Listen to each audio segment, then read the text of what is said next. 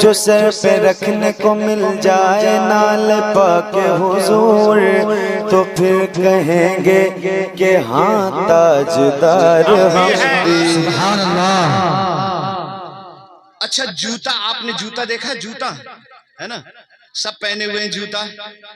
جوتے کو دیکھو، یہ جوتا جب آپ کے اور میرے پاؤں میں آ جائے، سمجھے، تو میرے پاؤں میں آ جانے کی وجہ سے، میرے پاؤں کی نسبت کی وجہ سے اتنا حقیر ہو جاتا ہے، آپ کے پاؤں میں چلے جانے کی وجہ سے اتنا حقیر ہو جاتا ہے کہ کسی کو اگرچہ نہ مارو، کسی کو مارو نہیں، خالی ایسے دکھا دو ایسے۔ یہ جوتا آپ کے اور میرے پاؤں میں آیا اور میرے پاؤں سے نسبت ہو گئی، میرے پاؤں سے منسوب جوتا ہے۔ آپ کسی کو ماریے نہیں، مارنا تو دور کی بات ہے، خالی اسے دکھا دیں تو سامنے والے کی توہین ہو جاتی ہے، سامنے والے کی بے عزتی ہو جاتی ہے، سامنے والا جھگڑا کرنے پر آمادہ ہو جاتا ہے، قتل و غارت غری تک بات پہنچ جاتی ہے۔ یہ تمہارے پیر میں اور میرے پیر میں جوتا پہنچ جانے اور اس سے نسبت ہو جانے کا حال ہے کہ سامنے والے کی توہین ہو رہی ہے۔ لیکن یہی جوتا اگر پیغمبر کے قدموں میں چلا جائے، نبی کے قدموں میں چلا جائے، تابوت سکینہ سورہ بقرہ اس بات کی گواہ ہے۔ وہ جو تابوت سکینہ تھا اس میں پیغمبر کے تبرکات کے ساتھ ساتھ نبی کے جوتے بھی تھے جو اسی صندوق میں رکھے ہوئے تھے۔ قرآن کہتا ہے جب پیغمبر کے قدموں میں جوتا چلا گیا، تحملہ الملائکہ، پیغمبر کے جوتے نبی اپنے سر پہ اٹھائے گھومتے۔ بے شک بے شک، حق ہے حق ہے، سبحان اللہ سبحان اللہ۔ نبی کے بہت قدموں سے عمدہ۔ جوتوں کی نسبت ہو جانے کی وجہ سے فرشتے اسے اپنے سر پہ اٹھائے گھومتے۔ تحملہ الملائکہ، ملائکہ اسے اپنے سر پہ اٹھاتے ہیں۔ یہ نبی کے قدموں کی نسبت ہے نہیں ہے؟ نبی کے قدموں کی نسبت ہے کہ فرشتے اسے، اور بریلی والے اسی لیے تو کہتے ہیں جو سر پہ رکھنے کو مل جائے نالے پاکے حضور، جو سر پہ رکھنے کو مل جائے نالے پاکے حضور تو پھر کہیں گے کہ ہاں تاجدار ہم بھی ہیں۔ بہت خوب، ماشاءاللہ۔ سر پہ رکھنے کو مل جائے نالے پاکے حضور تو پھر کہیں گے کہ ہاں تاجدار ہم بھی ہیں، واہ واہ بھی ہیں۔ اچھا آپ دیکھیں، آل اور اصحاب یہ دو چیزیں بولی جاتی ہیں۔ آل اولاد کو کہتے ہیں، اصحاب ساتھیوں کو کہتے ہیں۔ بے شک۔ مصطفیٰ جان رحمت صلی اللہ علیہ وسلم کی نسبتیں دیکھو، آل رسول ہے نہیں ہے، اصحاب رسول، ان کو جیسے ہی اضافت کیا رسول کی طرف، اب ان کی حیثیت بدل گئی۔ سنگی ساتھی دنیا بھر کے ہیں، تمہارے بھی ساتھی ہیں، میرے بھی ساتھی ہیں، تمہارے گھر میں بھی اولاد ہے، میرے گھر میں بھی اولاد ہے، لیکن تمہاری اولاد میں اور رسول اللہ کی اولاد میں، تمہارے دوستوں میں اور رسول کے دوستوں میں دیکھو فرق کتنا ہے۔ آپ دیکھیں کہا جاتا ہے اصحاب رسول، اور قرآن نے اس پر مہر ہے، معلوم کس طرح لگے، رسول اللہ محمد الرسول اللہ والذین معہو، محمد اللہ کے رسول ہیں اور وہ جو ان کے ساتھی ہیں، تو ان کے ساتھی ہونا ہی کافی ہے۔ اب ذرا ان چلہ چلی والوں کی اس عبارت کو دیکھو جس میں انہوں نے کہا تھا کہ امتی عمل میں نبی کے برابر ہو جاتا ہے، بلکہ کبھی کبھی تو نبی سے بڑھ بھی جاتا ہے۔ معاذ اللہ معاذ اللہ معاذ اللہ معاذ اللہ۔ اس پہ آپ نظر رکھیں، قرآن کہتا ہے محمد الرسول اللہ والذین معہو، محمد اللہ کے رسول ہیں اور وہ جو ان کے ساتھ ہیں۔ آپ ان کے ساتھ کا حال دیکھو، ساتھ کس طرح ہیں۔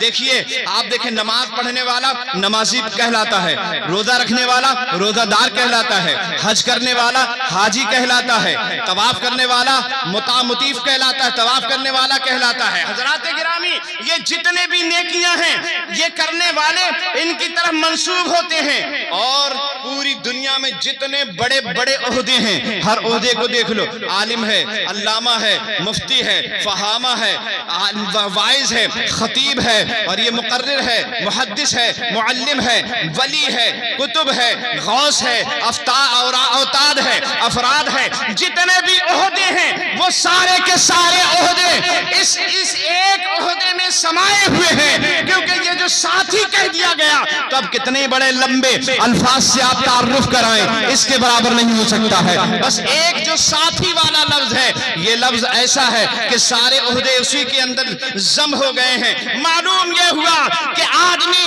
بڑی سی بڑی عبادت کرنے کے بعد بھی جب صحابی کے برابر نہیں ہو سکتا تو نبی کے برابر کیسے ہو سکتا؟ نبی کی برابری کیسے کر سکتا ہے؟ آپ دیکھیں قرآن عظیم، یہ آسمانی کتاب ہے، ہمارے پیغمبر پہ نازل ہوئی ہے۔ اس کے علاوہ اور آسمانی کتابیں بھی ہیں، مشہور کتابیں 4 ہیں، توریت، زبور، انجیل، قرآن پاک۔ ان میں سب سے افضل کون ہے بتاؤ؟ جلدی بولو، سب سے افضل کون ہے؟ حالانکہ کتابیں سب اللہ کی ہیں، اور اللہ کی کتاب اللہ کا کلام ہے، اور اللہ کے کلام میں کمی یا زیادتی نہیں ہوتی۔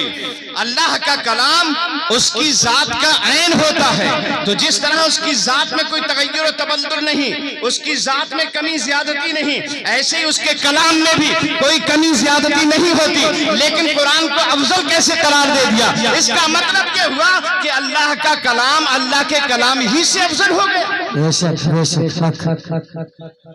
اللہ کا کلام اللہ کے کلام سے افضل، جب یہاں کوئی اتار چڑھاؤ ہے ہی نہیں اس کے صفات میں، تو پھر یہاں اللہ کا کلام اللہ کے کلام سے افضل کیسے ہو گیا؟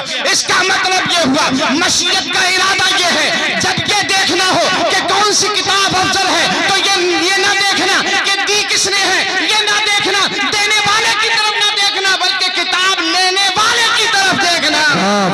اگر لینے والا افضل ہے تو کتاب بھی افضل ہو جائے گی۔ ہمارے آقا تمام نبیوں میں افضل ہیں، اس لیے قرآن تمام کتابوں میں افضل ہے، تمام کتابوں میں افضل ہے۔ اب ان اللہ والوں کو، یہ جو آپ کے سامنے حافظ ہیں، ان کو نسبت ہو گئی ہے قرآن پاک سے، ہے نہیں؟ اب ان کی عظمت اور ان کی شان، اس کا اندازہ بھلا کون لگا سکتا ہے؟ ذرا مچل کے کہہ دیجئے سبحان اللہ، سبحان اللہ۔ بات ختم ہونے والی ہے۔ آپ سوچ رہے ہوں گے حضرت بارش آ رہی ہے، ختم کر دو۔ ختم تو اب نہیں ہوگا اور جانے بھی نہیں دیں گے۔ ذرا مچل کے کہہ دو سبحان اللہ، سبحان اللہ۔ جانے بھی نہیں دیں گے، ختم بھی نہیں کریں گے۔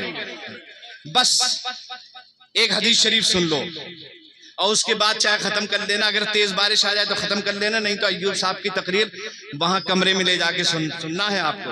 بھاگنے نہیں دیں گے گھر کسی کو، کمرے میں لے جائیں گے۔ ذرا ایک مرتبہ اور کہہ دیجئے سبحان اللہ، سبحان اللہ۔ قرآن پاک میں اللہ نے ارشاد فرمایا، ما یلفظ من قول الا لدیہ رقیب عتید۔ بندہ اپنی زبان سے جو لفظ بھی نکالتا ہے اسے رقیب و عتید لکھ لیتے ہیں۔ دائیں طرف کے فرشتے بائیں طرف کے فرشتے یہ دونوں لکھ لیتے ہیں، نیکیاں یہ لکھتا ہے، بدیاں یہ لکھتا ہے۔ ما یلفظ من قول الا لدیہ رقیب عتید، ایک لفظ بھی اگر نکلتا ہے تو فرشتے چھوڑتے نہیں ہیں، اسے فوراً لکھ لیتے ہیں۔ اس کا مطلب ہر لفظ فرشتے سنتے ہیں، کچھ نہیں چھوٹتا ہے، وہ سب لکھ لیتے ہیں۔ بس اس پہ غور کریں، قرآن کہتا ہے ایک لفظ نکلا اور فرشتوں نے اسے لکھا۔ لیکن اب قیامت کا منظر دیکھو، قیامت کا منظر ہوگا، میزان عدالت قائم کیا جائے گا، عدالت پہ نیکیاں ثواب تولے جا رہے ہوں گے، جس کی نیکیاں زیادہ ہوں گی اس کو جنت دے دی جائے گی، جس کے گناہ زیادہ ہوں گے اس کو جو ہے وہ جہنم دے دی جائے گی۔ نیکیاں کم گناہ زیادہ تو جہنم، اور نیکیاں زیادہ گناہ کم تو جہنم، یہ جو ہے وہ عطا کیا جائے، اور یہی فیصلہ ہوگا، یہی پیمانہ ہوگا رب کا۔ حضرات، لوگوں کی نیکیاں اور ثواب اور گناہ تولے جا رہے ہوں گے، جس کی نیکیاں زیادہ ہوتی جاتی ہوں گی فرشتے جنت کی طرف لے جا رہے ہوں گے، جس کی بدیاں زیادہ ہوں گی جہنم کی طرف لے جا رہے ہوں گے۔ ایسے میں ایک آدمی ایسا بھی آئے گا، ایک شخص ایسا بھی آئے گا، جب اس کے ثواب اور گناہ تولے جائیں گے تو نیکیاں کم ہوں گی، گناہ زیادہ ہوں گے۔ چونکہ فیصلہ قدرت ہے، اب اسے جہنم کی طرف لے جایا جائے گا، فرشتے اسے پکڑیں گے، پکڑ کر جہنم کی طرف لے جانے لگیں گے۔ حضرات، جیسے ہی اسے جہنم کی طرف لے جائیں گے، ایک روایت میں لکھا ہے سب سے پہلے اسے حضرت آدم دیکھ لیں گے، اور ایک روایت میں لکھا ہے نہیں، ہمارے آقا و مولا تاجدار مدینہ اسے دیکھ لیں گے، فرشتے پکڑ کر لے جا رہے ہوں گے، اور جیسے ہی لے جاتے ہوں گے تو میرے آقا اسے فرشتوں کو روکیں گے اور ارشاد فرمائیں گے رک جائیے، فرشتے رک جائیں گے، بس ختم ہونے والی ہے، فرشتے رک جائیں گے، اور جیسے ہی فرشتے رکیں گے مصطفیٰ فرمائیں گے میرے امتی کو کہاں لے جا رہے ہو؟ جواب ملے گا نیکیاں کم ہیں، گناہ زیادہ ہیں، اس لیے جہنم لے جا رہے ہیں۔ اللہ نے قانون بنا دیا ہے، فرشتوں نے جو نیکیاں لکھی تھی وہ کم تھی، کیونکہ ایک ایک لفظ اس کا لکھا جا چکا ہے دنیا میں۔ حضرات مصطفیٰ جان رحمت فرمائیں گے چلو پھر سے اس کو میزان عدالت پہ لے چلو۔ اب اللہ کے رسول کا حکم ہوگا، فرشتے رب کی بارگاہ میں عرض کریں گے مانا اس کے گناہ ثواب تو تولے جا چکے ہیں، اس کی نیکیاں وزن کی جا چکی ہیں، گناہ وزن کیے جا چکے ہیں، اب اسے کیوں پھر سے ترازو پہ لے جایا جا رہا ہے؟ پھر کیوں اسے میدان عدالت پہ لے جایا جا رہا ہے؟ فیصلہ تیرا ہے، لیکن تیرا محبوب کہتا ہے پھر سے لے چلو، ہم کیا کریں؟ رب فرمائے گا آج مجھے نہ دیکھو، میرے محبوب کو دیکھو، آج میری نہیں میرے محبوب کی مانو، اس لیے کہ میں نے اپنے محبوب سے یہ وعدہ کر لیا تھا وَلَا سَوْفَ يُؤْتِيكَ رَبُّكَ فَتَرْضَىٰ، اے محبوب ان قریب تمہارا رب تمہیں اتنا دے گا کہ تم راضی ہو جاؤ گے۔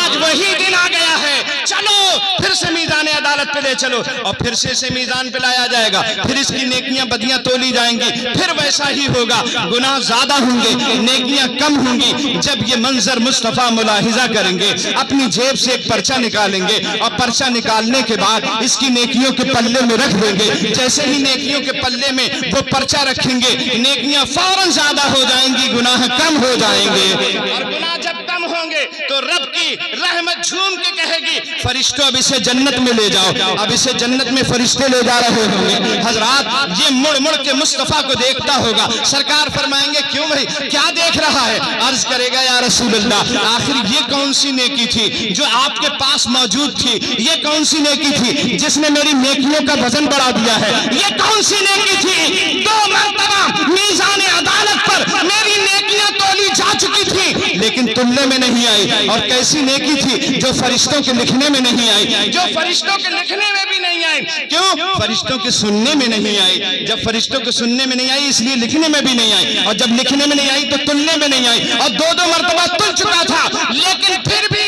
یہ کیسی نیکی؟ تو میرے آقا ارشاد فرمائیں گے سن چندرپور میں ایک جلسہ تھا، اس جلسے میں تو نے درود پڑھا تھا، یہ اسی درود کا پرچہ ہے جو میں نے سنبھال کے رکھا ہے۔ معلوم یہ ہوا جو فرشتے بھی نہیں سن سکتے مصطفیٰ اسے سن لیتے ہیں، جسے فرشتے نہیں سنتے اسے مصطفیٰ سن لیتے ہیں، اس لیے اعلیٰ حضرت کہتے ہیں دور و نزدیک کے سننے والے وہ کان لالے کرامت پہ لاکھوں سلام۔